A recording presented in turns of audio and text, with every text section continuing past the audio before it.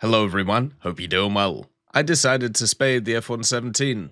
What a horrific experience, and what a horrible decision that I have made. Basically, the last 2 days, I've been playing a bunch of aerialistic in the F-117 to get it grinded out, and I've got to be honest, it was a terrible experience. It's not really a surprise though, we've talked about this vehicle since it was added into the game, as one which is very much just there as eye candy and as a vehicle that people requested but doesn't really fit the game, and this is where we are at. Now, the reason why I decided to spade it in a realistic, so let's go through a few reasons. Because, of course, people will be like, well, why didn't you just play it in ground? It's supposed to be played in ground. Why didn't you play it in ground? Well, in order to play it in ground properly, you need to have it spaded. And I'm not going to spend GE on modifying the vehicle because I don't spend GE modifying the vehicle. The way that I actually play the game is I research stuff properly. I don't like GEing anything. I don't like requesting vehicles when it comes to the Gaijin Partnership Program. I like to grind stuff out just like you would grind this stuff out. So for me, that's how I would do this. So therefore, in ground, I would now have access to the nice guided munitions and therefore start being useful, since you have to grind out a ridiculous amount of RP in order to get access to the modifications which are useful, e.g. the GBU 10s and also the 2000 pounders. The rest of them are generally fine, but since you don't have great flight performance by the time you've researched them, you can't really get into the positions in ground to be able to use them. So now that it's spaded, I can start using it in ground and actually being useful. At 10.0, when there are vehicles at 9.3, which have better weaponry and better survivability than you. So that's why I decided to play it in a realistic. Now, what did this mean? Well, it basically meant I took off over and over and over again, and I turned slightly 45 degrees or maybe 30 degrees to the side, climbed at 5 degrees until getting to about 4,000 or 5,000 meters, dropping my bombs on a base, and then going back to my base or my airfield, and just doing that over and over again, depending on what the team position was. Usually what I'll do is once I got back to the airfield, hit tab, check the team. Oh, we've lost again. Okay, J out, get to the next one. So therefore preserving the vehicle and, basically not just getting hammered over and over again. Because this vehicle, once it takes any damage, just falls out the sky. I don't know what it is about its flight model. Maybe it's because it's unique design, but its flight model feels like an arcade one. It just does not feel good to fly. The other part of it is if you go below 350 kilometers an hour, it'll just start flat spinning out the air. So if you are going to land, make sure you start your straight approach at about 400 kilometers an hour.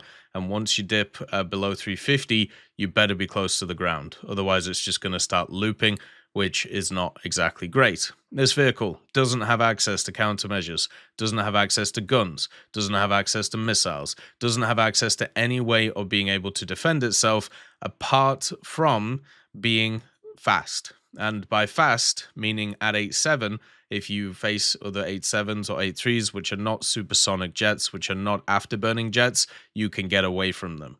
But since you are at 8.7, you also run into a lot of 9.3 and a lot of 9.7. So F-104s, for example, A-32s, J-32s, Harriers, and all of these different monsters. The T2, for example, which you cannot do anything about. So therefore, you have to play around the meta and, as I said, go around the side, hit a base, and then go back to your base. And just do that over and over again. Now, because you have to use this method, because of the fact that you can't do anything else, a lot of the time, when you get to where the bases are, guess what?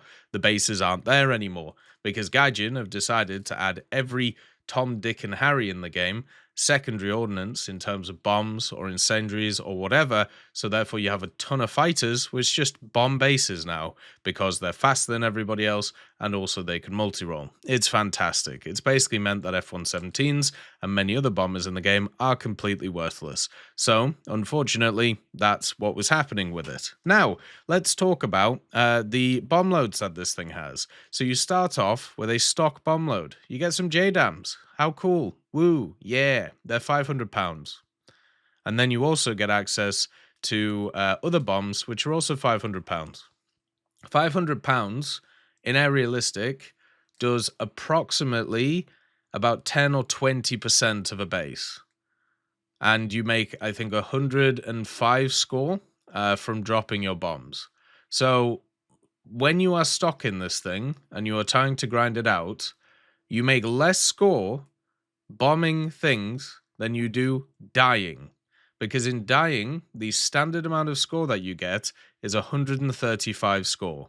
So when you are stocking this, it makes more sense for you to just die instead of actually using your ordnance. Just think about that.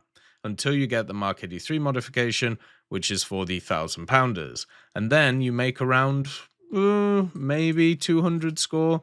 And then once you get the 2000s, you make around 350 score going up to 400. I wasn't able to get over 50% battle activity until I got the 2,000-pound bombs because I wasn't functionally able to do enough in the battlefield to actually get anything done.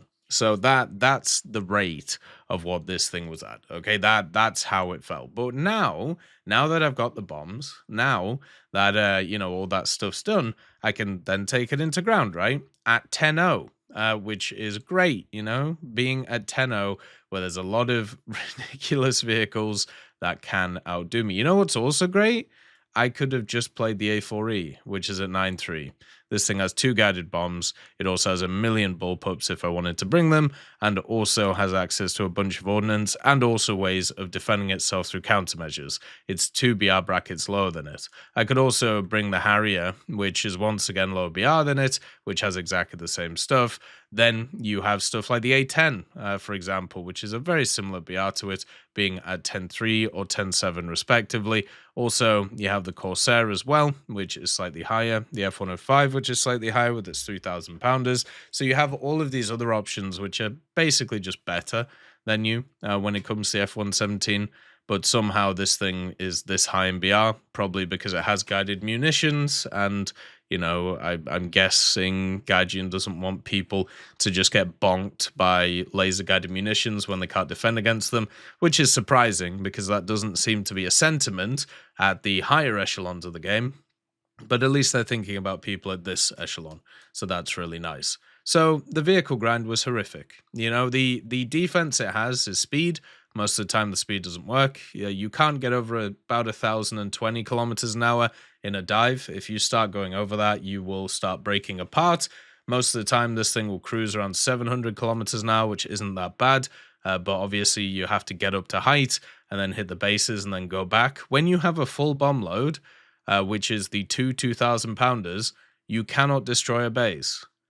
And because of the way that the ground targets are, you can usually get 2 or 3 ground targets. So it makes more sense hitting the base, right? When you're flying around. I honestly think they could easily put this thing down in BR.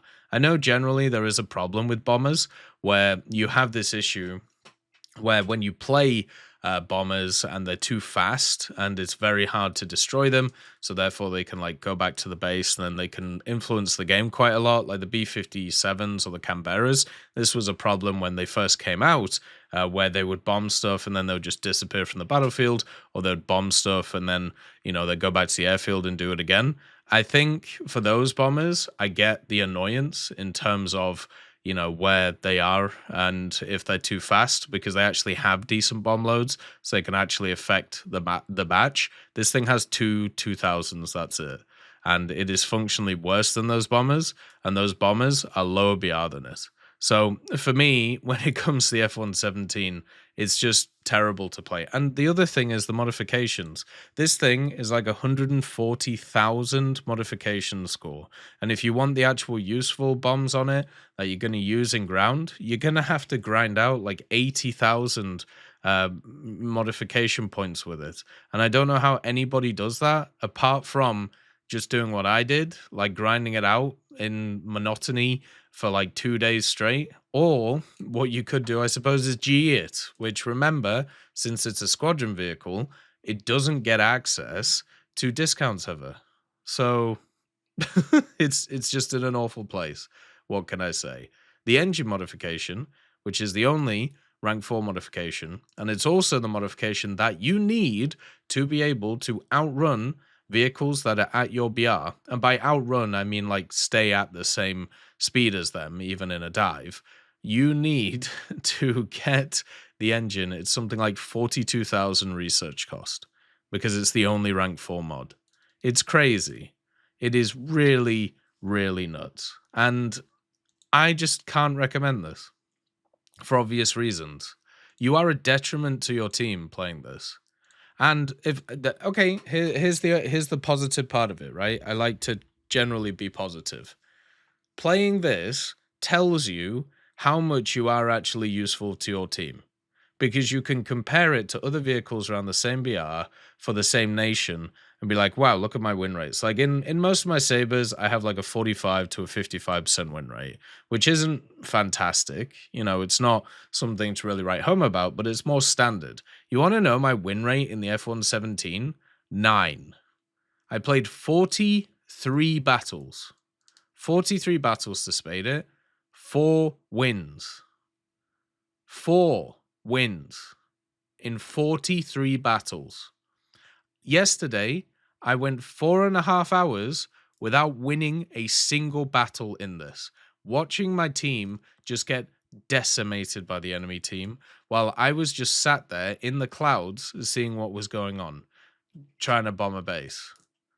So yeah, if you need like an ego boost and you need to see how useful your team is when you're not in it, that's the only positive for this, because it was horrific to watch. It being a reconnaissance reporter is definitely something I'm not, in the mood for. But yeah, it was terrible. It was absolutely terrible. It just made me so sad to play.